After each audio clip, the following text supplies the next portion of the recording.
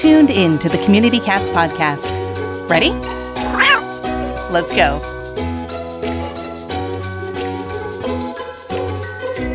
Welcome to the Community Cats podcast. I am your host, Stacy LeBaron. I've been involved helping homeless cats for over 20 years with the Merrimack River Feline Rescue Society. The goal of this podcast is to expose you to amazing people who are improving the lives of cats. I hope these interviews will help you learn how you can turn your passion for cats into action. And this is part 2 of our webinar that we had in partnership with the folks at Neighborhood Cats called Targeted TNR and Getting the Most Bang for Your Buck.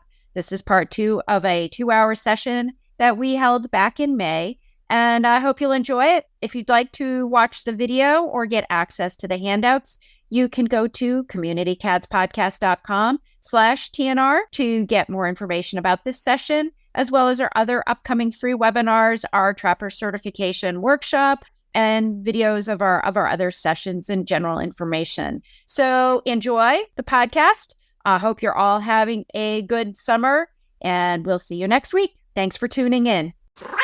Okay, I want to start with a question that Susie forwarded, because I think it's such a good question. It's from Tina Perez, and she asked, the whole idea of targeting sounds good in theory, but when you have individual trappers and people who don't know each other, how do you make it a community effort? I think that the first part of my answer to that would be to understand that trap, neuter, return in the United States has a history that goes back into the early 1990s when it was first introduced on a large scale. And that history has been very much based on individual trappers working on their own, grassroots being the foundation of the work that's done out in the field. So it hasn't developed in an organized community level way. So when you start to introduce community level concepts and strategies, you're swimming against the historical tide, but I think you're also swimming with the evolution of the field. So understand that it does require a fair amount of explaining and people doing things differently. And the other thing I would point out is that you can't control what other people are doing. And because of this historical trend of TNR being a very individualistic grassroots technique, there's going to be a lot of people who are just going to continue on the way that they have. That, they respond like not strategically. It's like whoever calls first or whatever moves them to go help somebody. They're not thinking strategically or geographically, and that may not change. So you can't control what other people do, but you can control what you do. You can use your time and your efforts to work in a targeted way. So we have a couple of volunteers in Jersey City, New Jersey, just fabulous volunteers. When they do TNR, they work in the same area and they are proceeding block by block through that particular community. And then what happens is other people see you doing that. And some of them will become interested in learning and start to change their approach. So you become kind of a model for how to go about it. Also think about funding, that often grants. If you get funding for a TNR project, propose something that's targeted, and then the availability of resources will help people to join you and to do this project. So recognize you're being a bit of a pioneer, and not everybody's going to agree with you, but if you stick to it and you continue to talk to people about why this is the best approach, if you believe that, you will end up making progress, not all at once, but over time. Okay, so that said, the first part of the presentation was really about the theory of targeting and why it's effective and showing you examples, but the second half is going to be about how do you actually do it. So let's start off with going back to Feralville, but now with a more kind of realistic distribution of community cats. So you recall in our first hypothetical, the community cat population was spread out evenly with 25 cats in each zip code. That's not the reality in most communities. In most communities, there are areas that have higher concentrations than others. So in this version of Feralville, we see that zip code number 3 has probably as many cats as the other 3 zip codes combined. How do you identify that? And remember, when we talk about targeting, our ideal target is an area of high need, which is where there's a lot of cats. So we want to be able to identify zip code number 3 as where we're going to put our resources. How do you identify that? Well, you can look at your local open admission shelter. And if they're not, they can start tracking intake by location. And you can see just from the data where the most cats are coming in from. If you do that, if you look at shelter data, always take the data that is about the zip code the shelter is located in with a grain of salt, because typically what happens is when cats come in and they don't know where they came from, they'll enter the zip code of the shelter as a default. That it may still well be the highest one, but just realize you're going to have to kind of interpret that. If you're not a shelter, or there isn't an open admission shelter operating, or the data isn't available, you can track your own calls. And when people call and they ask for help, whether you can assist them or not, ask where they are. Where are the cats? What's the street? What's the zip code? And start to keep track of that. And you'll start to see a pattern of where these calls are coming from. And then lastly, there's the concept that I call tribal knowledge, which is if you've been doing this work, if you've been working with community cats for some period of time, you just know. You may not have data specifically to back you up, but you know from your experience where most of the cats are. And we're talking animal control officers, groups, shelters. You can just start kind of surveying people who have experience in the field, and they will help you identify where the areas of high need are. Another great way to identify an area of high need is through mapping. And this is just an example. This again, New York City. And let's suppose we were looking at each one of these pins was a group of cats. You can see, like we were looking at criminal, homicide activity, there are patterns. There are areas that are concentrated. So if I was looking to target part of New York City and I had mapped intake, then you can see there's a pretty strong concentration right where that red circle is now. And that would be a potential area to go in to target. And you can do this kind of GIS mapping pretty easily these days.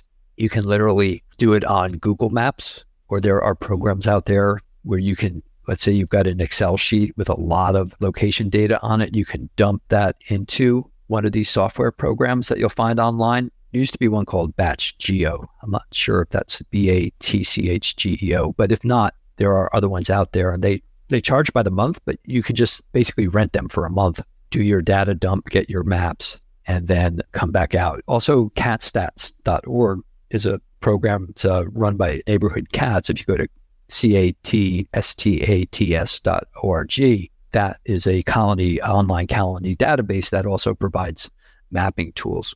Now, another way that you can identify high need areas is the correlation between poverty and cat populations. And that's something, again, people who have done this work for a while are familiar with, that the more economically challenged parts of the community tend to be the ones with the larger free-roaming cat populations.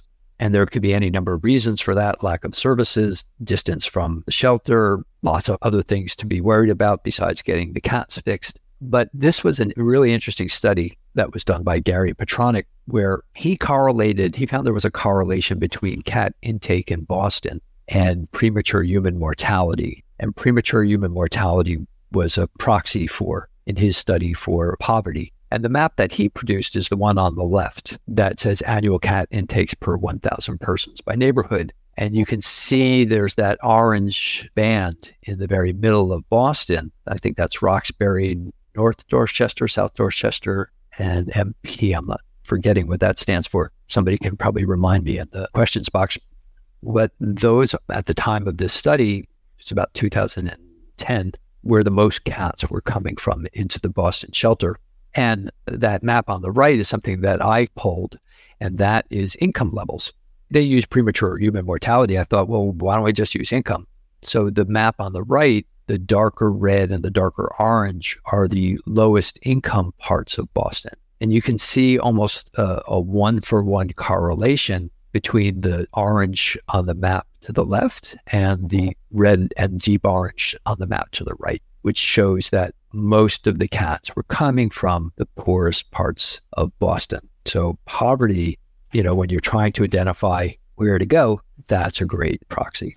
We can also ask ourselves, we're going to have to ask ourselves how many cats are in the target area, right? Because the idea is that you're going to aim for a high percentage of the cats, right? You're looking to get as many of them as close to 100% theoretically as possible, right? Especially on the colony level. So how do you arrange that? How do you budget for how many surgeries you need if you have no idea how many cats are in the target area?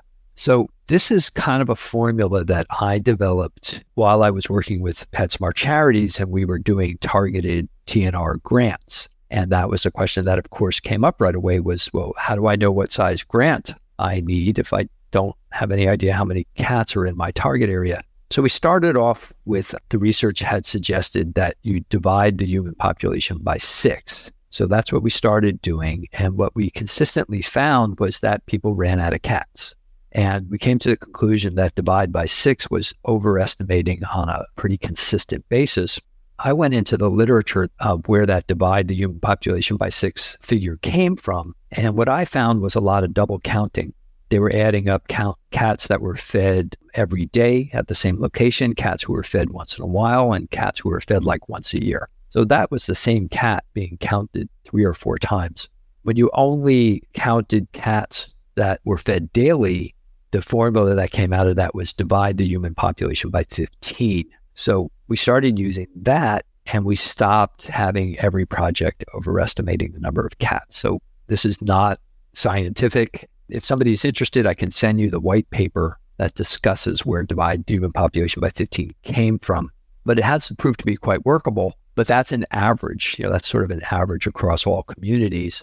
Whatever that number gives you, if you're working in an area that's rural and there's a lot more ground space, or you're working in a very warm climate, so kitten mortality is not as high, and if there's been no prior TNR done in that area, then you're probably going to have more cats than if you divide the human population by 15. Conversely, if you're working in a very dense urban area where there's a lot less ground space, because remember, community cats are on the ground, they're not living in the skyscrapers.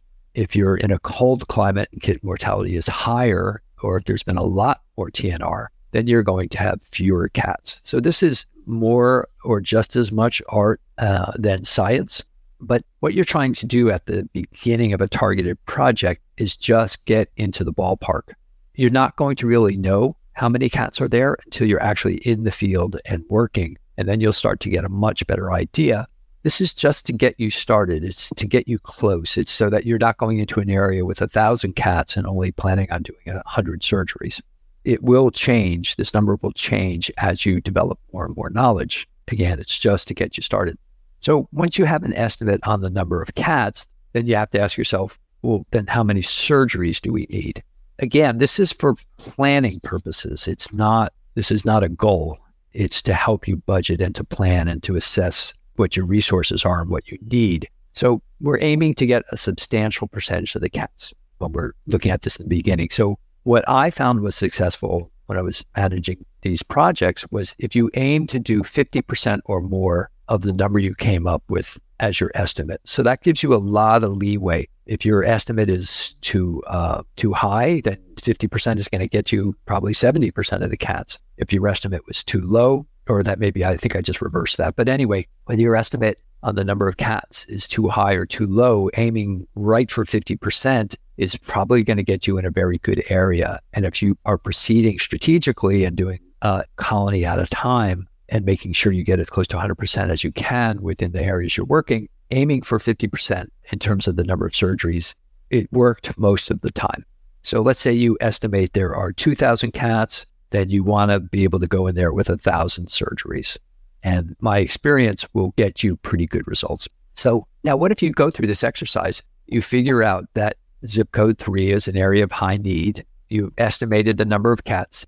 You've estimated there are 40 community cats in zip code number 3, but you've only got like 10 surgeries. That's the most you can get. You don't have the funding or you don't have the surgical capacity. And you realize I can't get 50%. I can't aim for 50%. I'm not going to get a substantial percentage of the cats in zip code number 3. So does that mean you should just abandon it and targeting doesn't work for you and just go back to fixing a colony here and there? What would be the solution to this problem? What would you do with your 10 surgeries if you can't work in zip code 3? Go find a target area where the 10 surgeries is a high percentage of the cats, is a substantial percentage, is more than 50%. Now, somebody else had a good answer, which was go a colony at a time. That's an excellent answer because you could break zip code 3 into smaller pieces, right? You could make that into quadrants and do smaller chunks of it as you work your way through. So that's an excellent answer. That is another way to do it. Or you could move to like zip code 1, where 10 surgeries is going to get you almost all of the cats fixed. So it's really important that you select a target area that matches the resources that you have available. I want to introduce you to another concept which is being developed in Australia right now, which is really fascinating, and it's what we call micro-targeting. They took this map, RSPCA New South Wales in Sydney, and they literally just mapped every single intake from this area over the course of a year or two. So the yellow dots are adult cats that came in, the orange are kittens, and the red dots are actual feeders that the shelter was aware of. What they did was they sent people out to these exact locations to find the feeders and to find other people who were caring for the cats. And then they targeted those, especially the adults, the yellow circles, because the kittens were in there. It was the adults were in the shelter already. They needed to get the adult cats fixed. But they literally went to the exact addresses, found the feeders, found the cats, and got them spayed and neutered. They were literally going house by house, block by block. And this is the result. You can see on the right there that the average intake from that particular area called Greenacre averaged about 283 cats a year before they started the micro-targeting. After 1 year, that intake went down by 31%, mostly because of kittens. And after 2 years, it was down 46% compared to the baseline year. Everywhere else in the service area, intake had been flat. And what's really fascinating about this study is that when they looked at how many cats were fixed per 1,000 people who lived in the target area, it came over the course of 2 years, it came to 8 cats. So 8 spay-neuter surgeries per 1,000. If we look at the other examples that I gave earlier, which didn't involve micro-targeting, it involved entire zip codes. In Gainesville, their intake went down 66% after 2 years. But to get that, they had to spay and neuter 127 cats per 1,000 people. And in Tampa, where the intake went down 47% after a couple of years, they had to fix 60 and a half cats per 1,000 in order to get that kind of decline. So the decline in Tampa was similar to the decline in Greenacre, but they had to fix 6 times more cats in order to achieve that. So it suggests that this micro-targeting, going to exact blocks, going to exact people, exact addresses, is much more efficient if your goal is to reduce intake. On the flip side, that requires a fair amount more labor. It's pretty labor intensive. You have to have people there on the ground talking to people all the time. But in the end, the amount of resources in total that are used could be much less. So I think this is a kind of a really interesting development and a model that we want to keep our eyes on. And that if you're struggling with, I don't have enough surgeries, well, it could be that if you take this approach, you'll need a lot fewer. Do you need expert help taming feral kittens for adoption? Watch the Taming Feral Kittens and Cats full-length workshop video, now available for free on the Urban Cat League YouTube channel. Go to youtube.com and search Urban Cat League to see all of their videos to benefit community cats. Do you want to make things easier on yourself and the others in your organization? Our friends at Dubert have teamed up with the Dallas Pets Alive and Spay Neuter Network teams, and together they have created the Companion Case Management module. It allows you to be more proactive with all your organization's needs, create cases for your clients, and organize them by type. Whether it is a rehoming situation, a pet parent needing food or medical assistance, or simply spay and neuter inquiries, CCM can help you manage all of them right from the Dubert system. Plus, a huge bonus, it allows you to connect with those clients right from the case, so there is no need to open up new windows for emails or pull out your phone for text messages. Check it out and learn more at www.dubert.com to get started today. Ever wanted to quickly connect, collaborate, or problem solve with others in the animal welfare field who are, real people? Look no further than Maddie's Pet Forum. Maddie's Pet Forum brings people of animal welfare together with the common goal to keep more people and pets together. We share ideas, expertise, offer each other support, resources, and more. Visit forum.maddiespetforum.org/cats. Maddie's Pet Forum. Come for an answer. Stay for the community. So when we talk about outreach, you're targeting, and now you need to get information, right? You need to let people know this project exists. You need to find out where the cats are. There's three levels of outreach that are available. And each one general media is going to kind of cast your widest net, right? You're talking about TV, radio, press, post it on your website, you put it on your Facebook page. This is going to broadcast beyond your target area. You're going to get calls like, well, I'm not in the target area, but I got cats in need. That's why you should watch the Mobilizing Your Community webinar, because we talk about how you want to have some resources available to everybody in your service area and not only be targeting, so that there's always something to offer people, even if it's like borrow or trap. But in any event, that will get you a first wave of people from your target area. When that runs out and you're not getting response anymore, then you can move to a more narrow net, which is targeted media. And that's media that's focused within your target area. So you're talking about billboards or yard signs, door hangers, posting flyers on community bulletin boards. You can do postcard mailing. You can get lists from the U.S. Post Office of everybody's address within a certain area. Some groups have had success putting inserts in water bills. The municipalities supported them in that way. And these are all going to reach people specifically in your target. The last and more labor intensive, but ultimately almost always necessary level of outreach is boots on the ground. And that's where you have people in the community. There's a face to it. It's not just an ad on Facebook. There's an actual person who's knocking on doors, who's walking and talking to people, who's tabling, who's attending community meetings. You might put on a vaccine or wellness clinic within that area to kind of build trust and draw people and information to you. You can do food shelter giveaways as a way, again, of supporting the community cat caretakers and finding out who they are. In the end, it's hard to target effectively and get as many cats as you want and need to have a major impact if you don't have a presence on the ground and people can't identify a face with your program. That's why when Humane Society of Tampa Bay was doing their targeted project, they had somebody dedicated to working in that zip code, and they had a wrapped vehicle that became easily recognizable. And eventually she would pull up to do a project and people would come up to her and tell her where cats were and give her information as she became known and trusted. So building trust is a big thing. So you want to also know your community so that your outreach is effective. What's the income level, which will determine what kind of challenges are people facing? What kind of help might they need? What's the ethnicity? What language do they speak? If everybody speaks Spanish and all your materials aren't English, well, that could be an obstacle. What's the culture, especially when it comes to cats and to spay neuter? So some ethnic groups or religious groups are more hostile to spay neuter, and there's more kind of education that needs to be done and talking about it. Some communities love cats, some don't. So you need to know all this. Are you dealing in an area that's mostly commercial or is it residential? And then who are your local leaders and influencers? Do you need to talk to your city council member, a local church minister? Who are the people who will help you spread your message and get you the information you need so that basically you know where the cats are and you know who the people are who are caring for them? So while this outreach is going on, as I've alluded to, you're basically gathering information about the cats. So in terms of the actual trapping, you need to know who's feeding them. It's just kind of basic TNR stuff, right?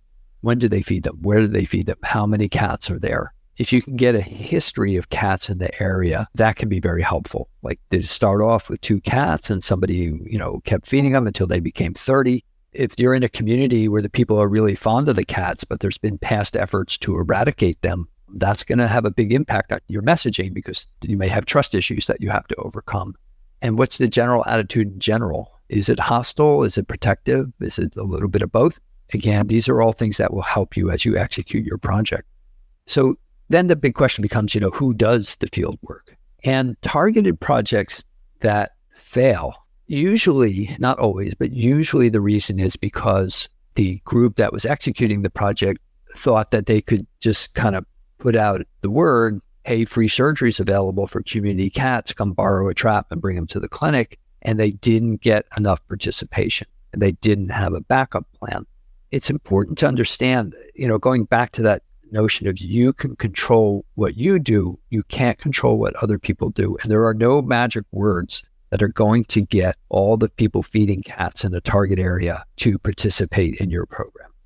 That's just the reality of TNR. People who feed, not all of them most of them want the cats fixed, but most of them will not, in my experience, most of them will not be the ones to do the trapping. And it may be because for disability reasons or time reasons or an attitude of I feed them, that's my part, I'm not going to do any more, whatever it is. You have to focus on getting cats fixed, not on convincing people to participate with you. So whatever participation you can get is great, but you can't rely on that. You have to have your own manpower. And that could be staff, it could be an experienced volunteers, it could be a partner TNR group, it could be a combination, but you need to have your own trappers in there. Getting the information, working with the caretakers, getting them to do as much as you can get them to do, but you can't walk away from a group of cats because the people won't do the trapping. Otherwise, you're not going to get a high percentage. That's a really crucial part to doing a project successfully. Track your impact. That's really important too. There's a few ways to track impact. So remember, we're trying to maximize impact. So let's say it's, intake.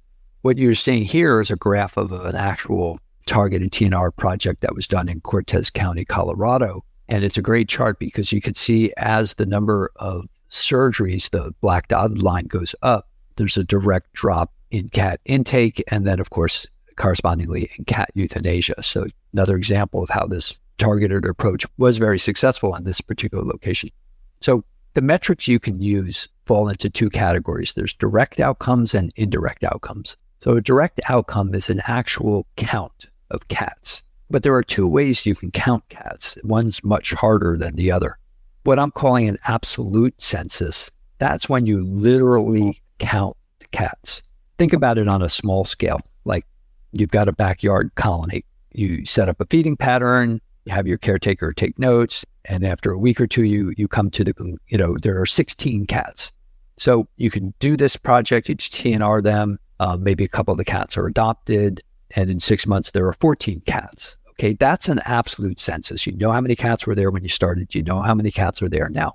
That's very difficult when we're talking about an entire zip code or an entire even neighborhood to actually be able to do that. At this point, requires to do it like on the island of Maui. A census was just done. We're going to get a number of cats on the island of Maui, but it's not done from counting every single cat. It's done through random representative sampling, camera traps, transit walks, all sorts of ways. It's extrapolating from similar areas that were counted to similar areas that were not. It's a really rigorous, scientifically based approach to do an accurate census on that kind of scale. That's not going to be practical for hardly anyone. But what you can do instead is what's called, what I'm calling anyway, a directional census. And that is, you can't necessarily find out how many cats were there at the start, but you can tell whether your intervention is causing the population to go up or down.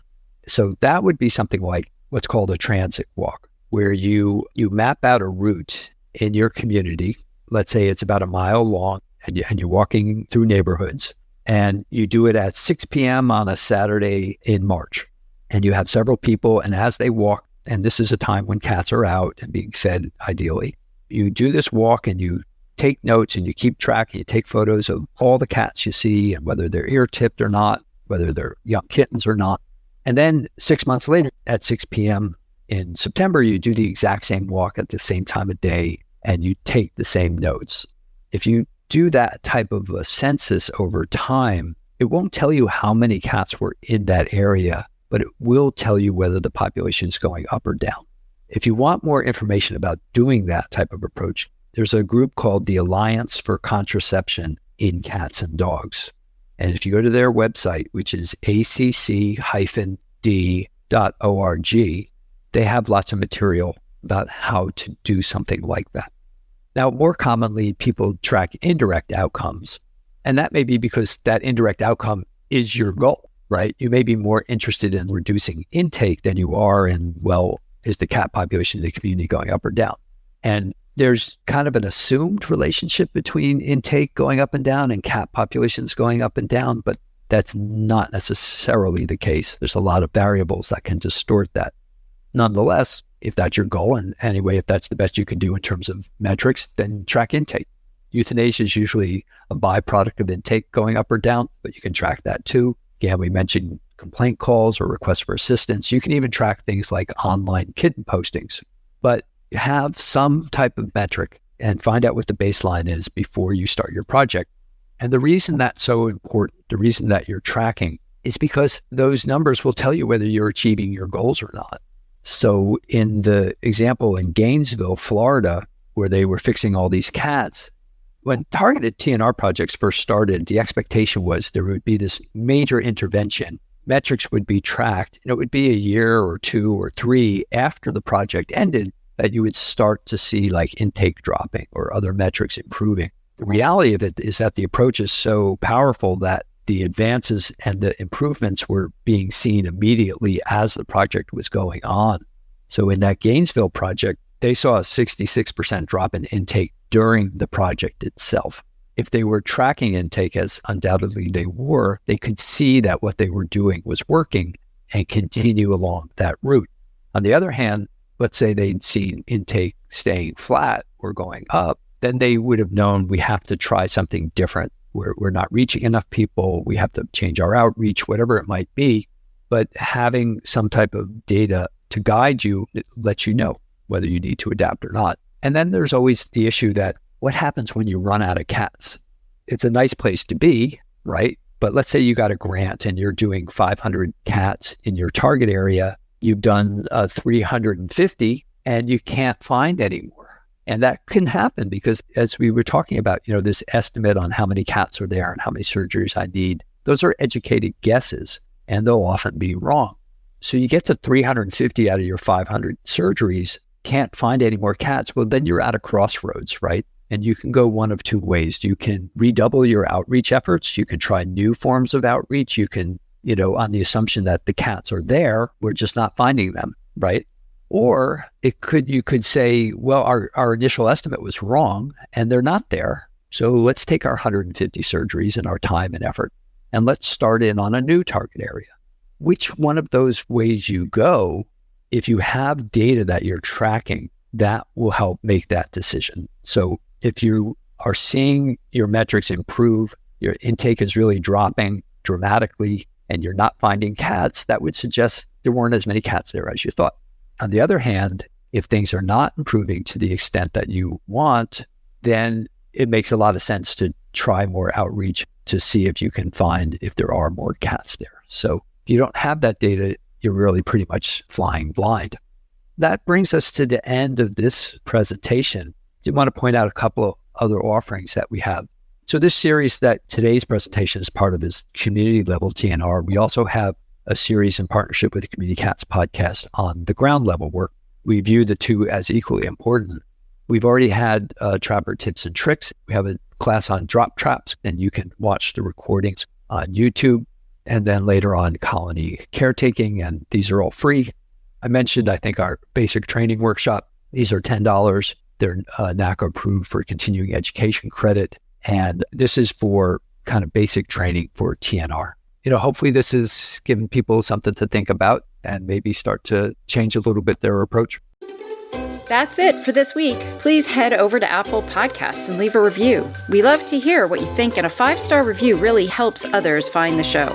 You can also join the conversation with listeners, cat caretakers, and me on Facebook and Instagram. And don't forget to hit follow or subscribe on Spotify, Apple Podcasts, Google Podcasts, YouTube, Stitcher, or wherever you listen to podcasts so you don't miss a single show. Thanks for listening, and thank you for everything that you do to help create a safe and healthy world for cats.